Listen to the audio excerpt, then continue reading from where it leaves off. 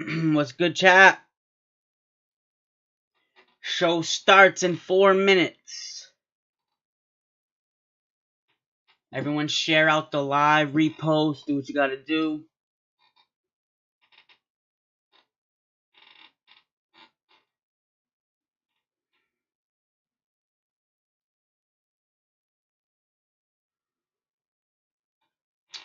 That is so strange.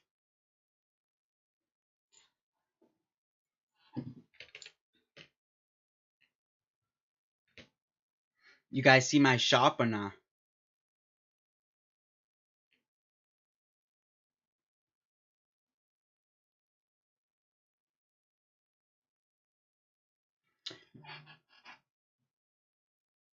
Well, that's weird. Can't see the shop.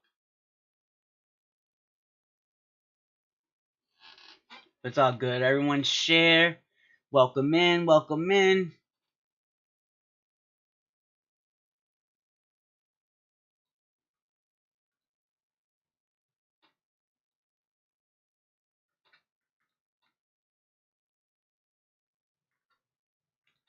Everyone share this out.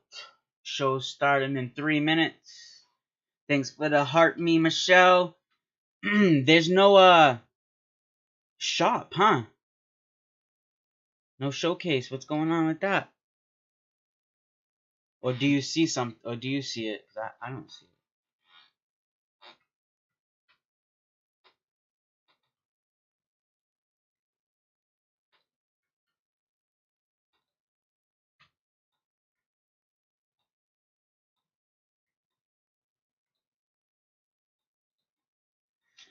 Get rid of that one. Everyone share out the live. Show start in 2 minutes.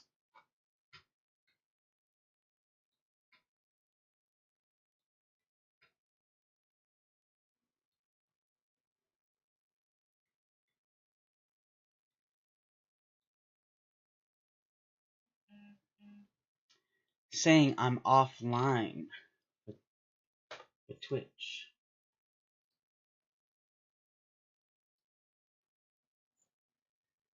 Oh well.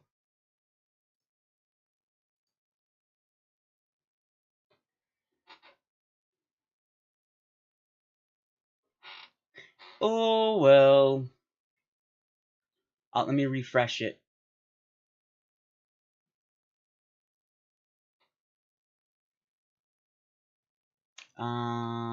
Refresh, no. Didn't work, but oh well. Exit that out. Figure that out later. Hey, thank you for the pin. I don't know why it doesn't let me do that.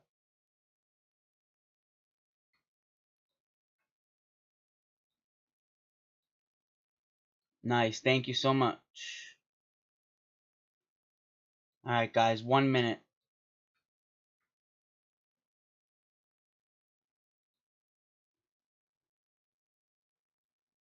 Uno más.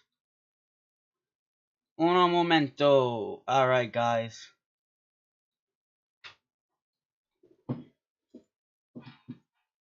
Everyone give it one last share. Let me get this on the road.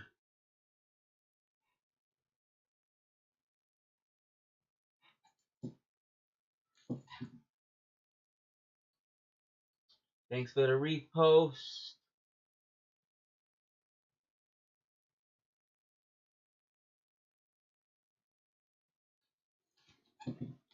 Alright, what's good, legends? Today we got Thursday Night Football, World Series, new coaches and owners, LaMelo Ball gets fined, the NCAA's future, and more. Let's get it.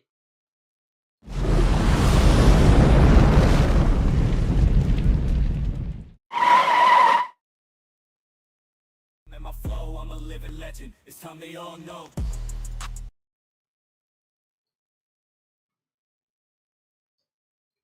Alright, game 6 of the World Series. LA versus the Blue Jays. At 8 o'clock on Fox, Toronto leads the series 3-2. The unhittable pitch rocking this MLB season. And the Aces who will be throwing it in World Series Game 6.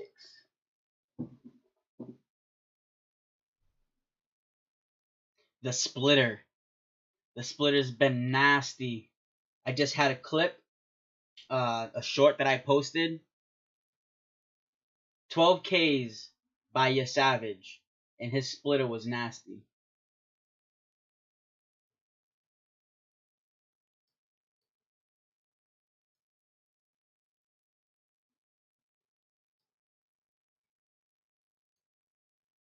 Alright, City fans gearing up for possible Blue Jays World Series win in Toronto tonight. On October 31st, 25, the Blue Jays host Game 6 at Rogers Center with first pitch at 8 p.m. Eastern, aiming to clinch their first World Series in more than 30 years. After clinching their ALCS spot last week, the Blue Jays defeated the Los Angeles Dodgers 6-1 on Wednesday, taking a 3-2 series lead heading into Game 6. Toronto police say they've undertaken extensive planning and will work with neighboring services to provide additional help on Friday, while the city coordinates with Rogers Center and transit agencies and postpone planned subway closures. City's going to be crazy if they win. The Toronto Transit Commission will increase service on subway lines and streetcar routes for Game 6 and, if necessary, Game 7, while the city hosts a free public watch party at Nathan Phillips Square.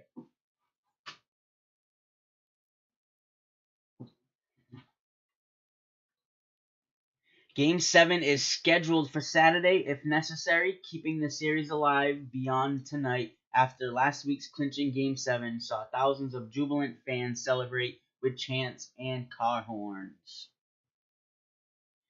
Let's go, Blue Jays. Let's go. Caw. Alright. Next. Chris Bassitt, willing to do whatever it takes for Blue Jays to win World Series. For 3 years, Chris Bassitt has been hoping for another chance at winning a World Series. Now that the opportunity has arrived, he'll do anything to make it happen. Bassitt, who has been a starting pitcher for most of his 11 years in Major Leagues, will again be in the bullpen as his Toronto Blue Jays host the Los Angeles Dodgers in Game 6 of the championship. Toronto leads the best-of-7 series 3-2 going into Friday's potentially clinching game. He said, "I just prayed many times to get back in this moment."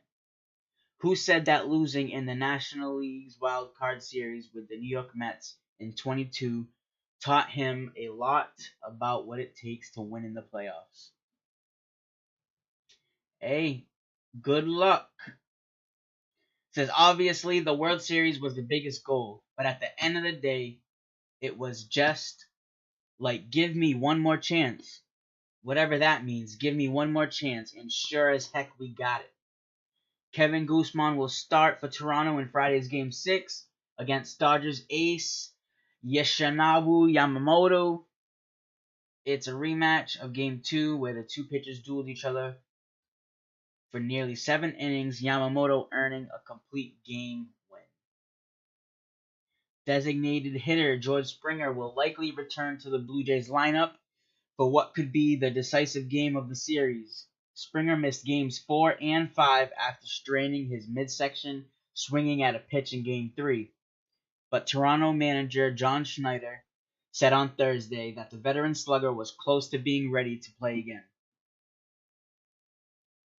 Bassitt, who has an 83-65 record over 11 seasons with the White Sox, Athletics, Mets, and the Blue Jays, has been a starter 218 times in 232 regular season appearances.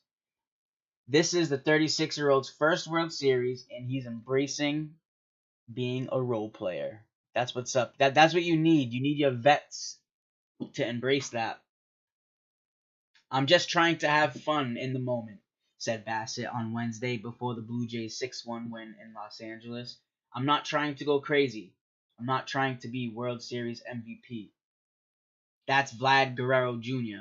and George, those guys' job to win. But overall, I'm just trying to be me. Whatever they need out of that, I'm willing to do.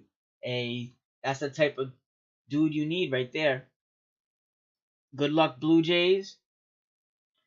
Hey, Blue Jays Game 4 win over Dodgers draws 14.81 million U.S. viewers, most watched of this World Series. On Tuesday, the Blue Jays 6-2 World Series Game 4 win averaged 14.81 million U.S. viewers on Fox Deportes, and streaming. Through 4 games, this year's Fall Classic averages 19.3 combined viewers, the most watched since the declining game of the 2019 the deciding game of 2019 series between the Nationals and Astros with a 23% jump. According to AP MLB, the U.S. audience peaked at 16.7 million during the late innings, and MLB will release Game 3 to 5 ratings for Japan on Friday. We'll like to see what those are. That result made it the most watched game of this year's Fall Classic and the second most viewed Game 4 since 2018. The Blue Jays games, and it's owned by Rogers Communication Inc. parent company. Okay. By comparison, last year's Game 4 averaged 16.28 and the current 4-game U.S. average of 12.16 million remains above the record low 9.11. That's mad people, though. Imagine if you're complaining about 10 million people watching you. Valley native Matt Woke enjoying unique POV of World Series. Let's see what kind of perspective this guy got. 10 years ago, the notion of becoming a general manager for a minor league baseball team seemed about as far-fetched as attending a World Series. As far as Matt Woke was concerned, I mean, you don't just wake up one day and decide, I want to become a minor league GM. That certainly wasn't on my radar, Woke said. In fact, the Niles native had dreams of following in his dad's footsteps and embarking on a career in radio.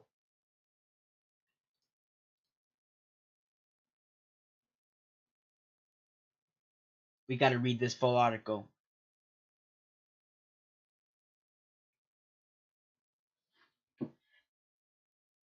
Where were we? Fred Roke, known throughout the area as Fast Freddy, has been a mainstay on the local airwaves since the 1990s. Matt planned on doing something in radio, music, or entertainment.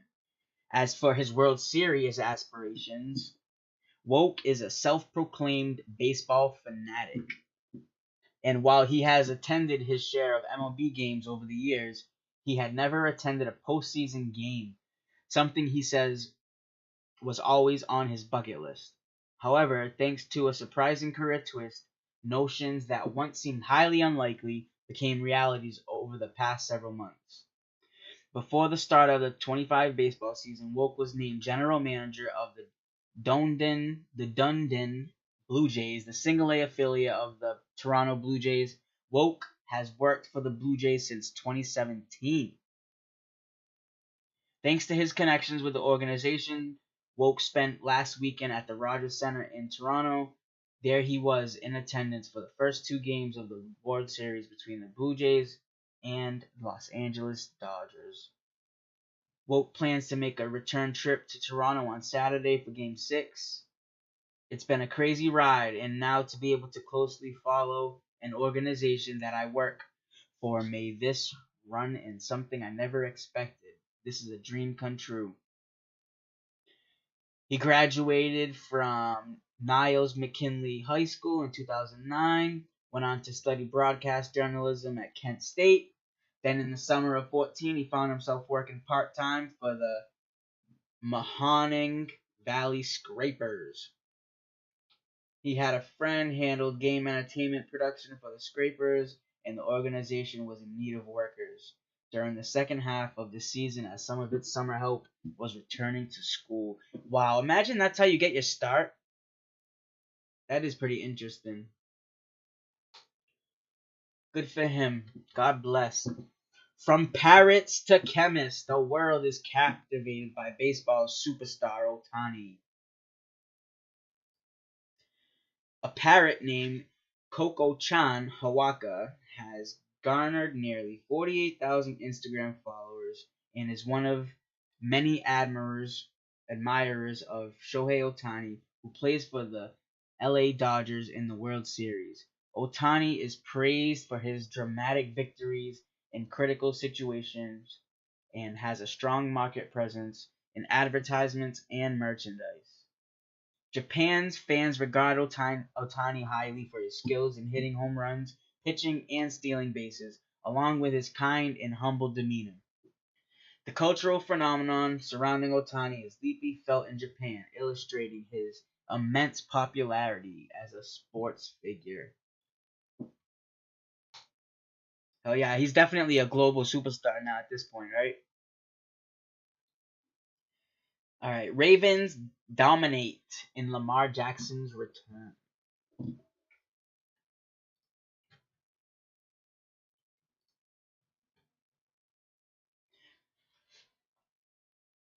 Lamar Jackson returns and slings 4 TDs in the Ravens win. After starting 1-5, the Ravens have won 2 straight, and Lamar Jackson has them in position for a possible run. Let's go, Pats! In Miami Gardens, Lamar Jackson threw for 4 touchdown passes as the Baltimore Ravens routed the Miami Dolphins 28-6 on Thursday night. A career note, Jackson has 13 games with 4 or more touchdown passes, including 3 against Miami, his most versus any team, and he is a 2-time NFL Most Valuable Player.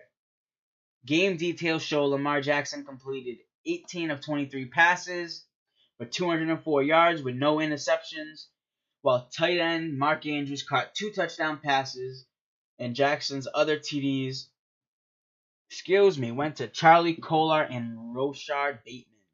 With the victory, Baltimore Ravens improved to 3-5 with renewed hope for a turnaround and travel to face the Minnesota Vikings on November 9th.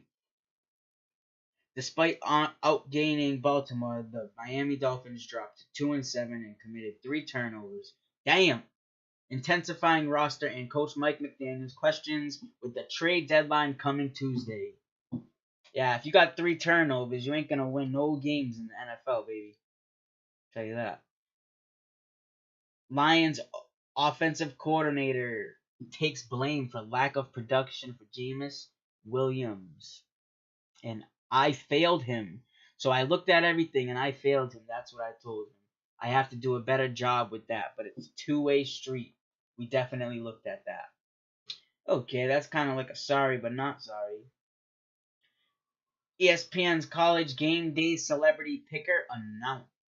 Former Utah and longtime NFL quarterback Alex Smith will be celebrity picker Saturday during ESPN's College Game Day, when the popular college football pregame show broadcasts in Salt Lake City ahead of number 24 Utah hosting the number 16 Cincinnati. I believe it was Pat McAfee for this last week's, but I don't know why they have an issue with him. It seemed like a great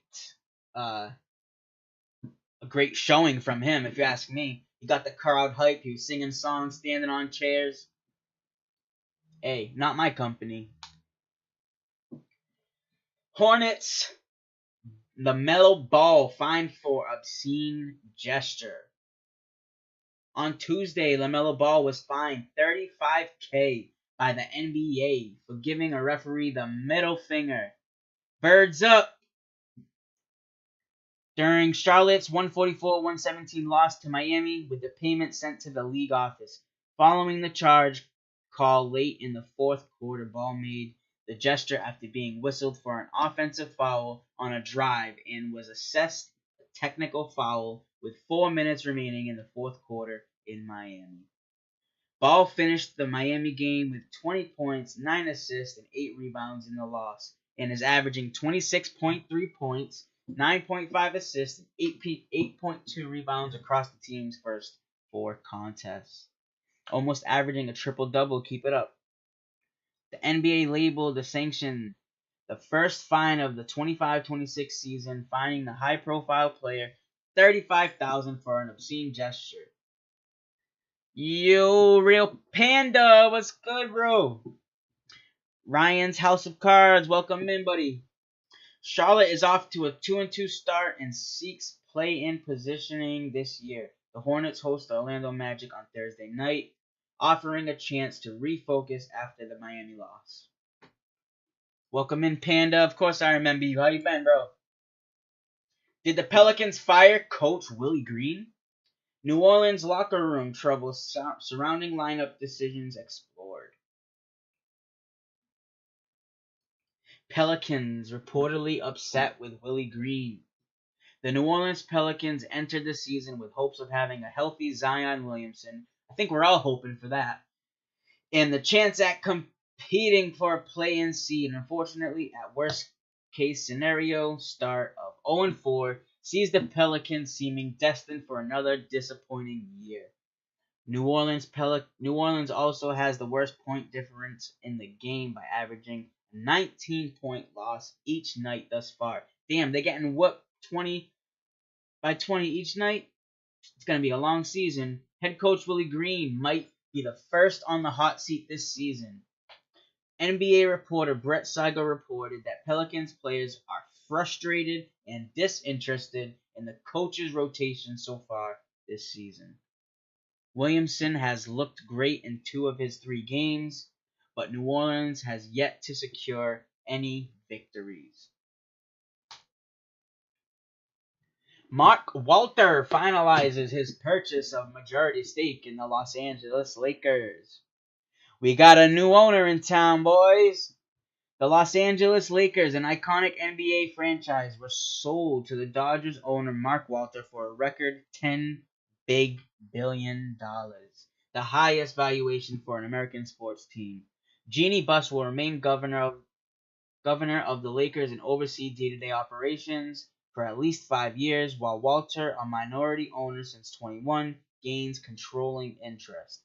The Lakers have won 17 NBA championships, including 11 since the Buss family acquired them in 1979, attracting top players Magic Johnson, Kobe Bryant, and LeBron James, among more. I'm wearing a Lakers jersey, but let's go Celtics. That's my team. I just like the colors. As college basketball continues to change, how long will the game's old guard of coaches press on? My guess is not very long. Tom Izzo expressed concern about changes in college basketball, saying, "I don't like where the game has gone in many ways."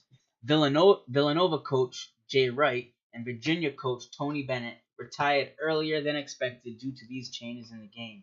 These are some of the 3 best coaches the game's ever seen, too. The game has lost many cherished coaches since the previous season, indicating a significant shift in the sport.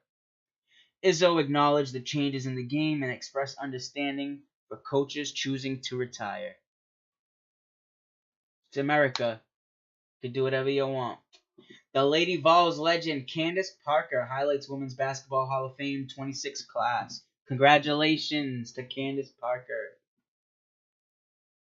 On Thursday, the Hall of Fame announced Candace Parker, Elena Della and Cheryl Reeve headlined the 26 Women's Basketball Hall of Fame class, saying, "We are honored to pay tribute to 8 distinguished legends of this exceptional sport." Candace Parker's career includes 3 WNBA championships on 3 different teams and 2 Olympic gold medals, with the Chicago Sky retiring her number 3 jersey.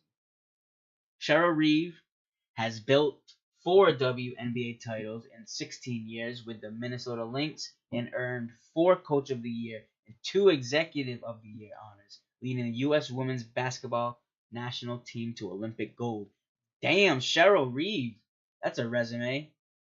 Other inductees include Isabel Fedulowski of France, Amaya Valdemar of Spain, who will be inducted on June 27th, plus Kim Yule, Barbara Kennedy Dixon, and ESPN announcer Doris Burke. Rest in peace. Elena Delle Donne, who announced her retirement in April, won 2 WNBA MVPs, had made 7 All-Star appearances in only 11 seasons, was recently named USA Basketball 3-on-3 National Team Director. WNBA is coming a long way. Boiler basketball duo named to Player of the Year watch list. Purdue seniors Trey Kaufman-Renn and Braden Smith were named to First National Association of Basketball Coaches Player of the Year watch. Keep an eye out for these guys. May see something good this year. All right, we're gonna start seeing a little turn in our stories. Not in the positive direction. Novak Djokovic's new life in Greece takes bad turn as he is booed alongside his son. Djokovic and his family are setting roots down in Greece after moving from Serbia, but his reception was anything but warm during a recent public appearance. It's messed up. I don't know what happened, but the guy's out with his family. Leave him alone. I know he's a public figure, but have some respect.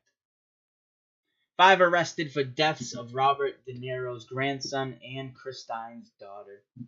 5 people were arrested for distributing fentanyl-laced pills that caused the deaths of Robert De Niro's grandson and Christine's daughter.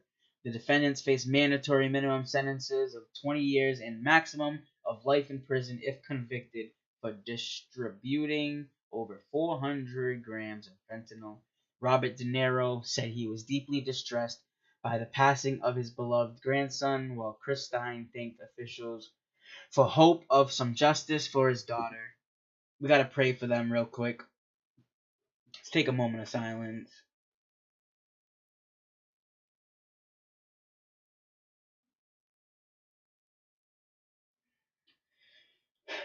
I pray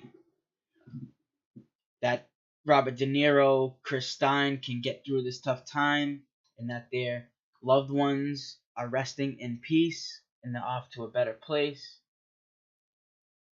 Amen. Told you it wasn't going to be pretty. Disney yanks channel from YouTube TV after media giants fail to resolve carriage dispute. News channel 3 to 12. Guess that's the source. Beginning at 9 p.m. Pacific on October. Yo, Curry! What's good, buddy? YouTube TV will start removing Disney-owned networks as the company's agreement expired and Disney content became unavailable. YouTube TV is pressing for a shorter 1 to 2 year renewal instead of the 3 to 5 year industry standard and seeks rates like Comcast and Charter, proposing some Disney channels in a specialty tier. As of the blackout, the full list of affected nets include ABC, ESPN, FX, and Disney Channel, with 21 major channels removed and about 10 million YouTube TV subscribers losing Thursday primetime programming. YouTube TV will offer a $20 monthly credit if Disney channels stay off the platform, but subscribers lose DVR recordings and on-demand content, including NFL, NBA, and college football. Industry history shows repeated carriage blackouts and last-minute settlements, with the Disney saying Google's $3 trillion market cap allows it to pressure terms. So that means they have the leverage in negotiating. NVIDIA partners with South Korean government companies to boost AI development. Because we need more of that, right? NVIDIA will supply 260,000 AI chips to South Korea's government, Samsung, LG, and Hyundai to boost AI development. South Korea plans to build AI computing infrastructure it will control, known as sovereign AI, with over 50,000 NVIDIA chips powering facilities. NVIDIA deepened collaboration with Hyundai to accelerate innovation in autonomous vehicles, smart factories, and robotics with a new AI factory. OpenAI sued for trademark infringement over Sora's Cameo feature. Cameo, a company where the public can pay for a video message from celebrities, is suing OpenAI in a California federal court for violating its trademark rights. OpenAI's AI video model, Sora 2, has a new feature called Cameo, which allows users to make and share their virtual likeness, which Cameo claims dilutes its branding and name. OpenAI has faced legal problems and complaints over Sora 2's use of celebrity likeness without permission and has had to make apologies, change rules, and rework the model. Yeah, come on, guys, get it under control because this is getting crazy. We need to hit the brakes collectively as a freaking planet. Universal Music and AI song generator Udio settle lawsuit and partner on new AI music platform. So they settled and partnered. You know what they say, after you fight somebody, they could become your best friend. A strategic agreement between UMG and Udio announced last year settled copyright litigations and will launch a licensed AI music platform in 2026. Before this agreement, UMG sued Udio and Suno last year, alleging copyright infringement from using UMG sound recordings, and the new deal expands licensing to songs and recordings. So now there's going to be no issues with people creating an AI artist, creating AI songs, and just pretending like they're real. The new product will require artist opt-in, keeping creations inside a walled garden with fingerprinting and filtering, and users cannot export works on the Udio platform subscription service. UMG and Udio say the deal will create new revenue streams, with Andrew Sanchez, the co-founder and CEO of Udio, stating, "We couldn't be more thrilled about this collaboration." Universal Music Group's history with AI and platform deals suggests with more UMG AI agreements expected soon, as Udio is backed by will.i.am, Steve Stoute, and Kevin Wall, signaling industry support. Wow, I didn't realize that these guys were, I guess they see the writing on the wall because these seem like purists. Damn, they gave in. Alrighty then. Alright, chat. That's it. Let me know down in the comments, Blue Jays or Dodgers, who you got. Peace.